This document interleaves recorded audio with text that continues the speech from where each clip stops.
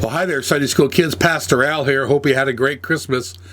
You know, the last few weeks I've been having you watch some little Bible stories about things the Bible tells us happened at the birth of Christ. And before that, if you got a really good memory, I had a hard time remembering. We were starting to go through the beginning of the Bible. Talked about how God made the world and how God made people in the world and how the people in the world were kind of stupid and blew the whole thing. And then more people came in the world and they were mean and nasty, and God wound up actually kind of like destroying the world for a while. And how even after that, they were not thinking very much about God, but only about themselves. And God just kind of walked away from them for a while. Well, we're going to start back in the book of Genesis today to hear the story about a man named Abram, or as he would become to know, Abraham, and how God came back to a lost and lonely world and started his whole plan of loving us and saving us, a plan, incidentally, that would ultimately bring us to Christmas. But how God started a plan to bring the world back to himself. And he started with one man who was willing to say yes and follow God. His name was Abraham, and his story's pretty cool. So I hope you enjoy it. Son of Laughter. Years passed, and things didn't get any better. People were still just as cruel and mean to one another. They still got sick and died. God's world was still full of tears. It was never meant to be like this. But God was getting ready to do something about it. He was going to make all the wrong things right, and he was going to do it through a family. Abraham, God said, how many stars are there?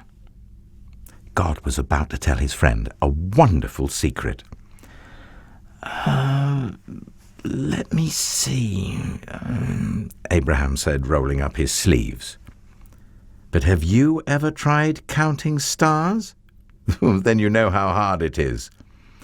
993, 994, 997... No, wait. 1, 2... Well, of course, he kept losing count. Too many, he said. Guess what? God laughed. I will give you so many children and grandchildren and great-grandchildren, you won't be able to count them either. Abraham couldn't help giggling at such a wonderful idea, but he stopped himself. How could he have a family? Don't be silly. He didn't have any children, let alone grandchildren. He wiped away a tear. Anyway, it was far too late for him to start having babies at his age. He was 99 years old. What could God mean? Abraham, God said, believe me. And then God told Abraham his secret rescue plan. Abraham, I will make your family very big, God promised, until one day your family will come to number more than even all the stars in the sky. Abraham looked up at the dark night sky, thick with stars. You will be my special family, my people, and through you everyone on earth will be blessed. It was an incredible promise. God was going to rescue the world through Abraham's family. One of his great-great-great-grandchildren would be the child, the promised one, the rescuer. Oh, but it's too wonderful, Abraham said. How can it be true? Is anything too good to be true? God asked. Is anything too wonderful for me? So Abraham trusted what God said, more than what his eyes could see, and he believed.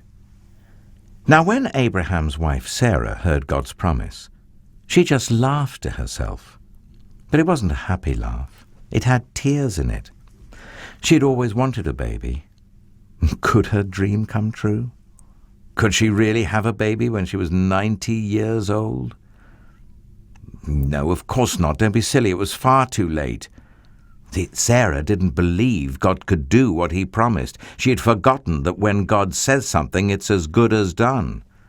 Of course, it was as easy for God to give her a baby son as it was for him to make all the stars in the sky. And sure enough, 9 months later, just as God had promised, Sarah gave birth to a baby boy. They named him Isaac, which means son of laughter. And Sarah laughed, but this time it was a glorious, happy laugh. Her dream had come true. God would do as he promised. He would always look after Abraham's family, his special people. And one day, God would send another baby. A baby promised to a girl who didn't even have a husband. But this baby would bring laughter to the whole world. This baby would be everyone's dream come true.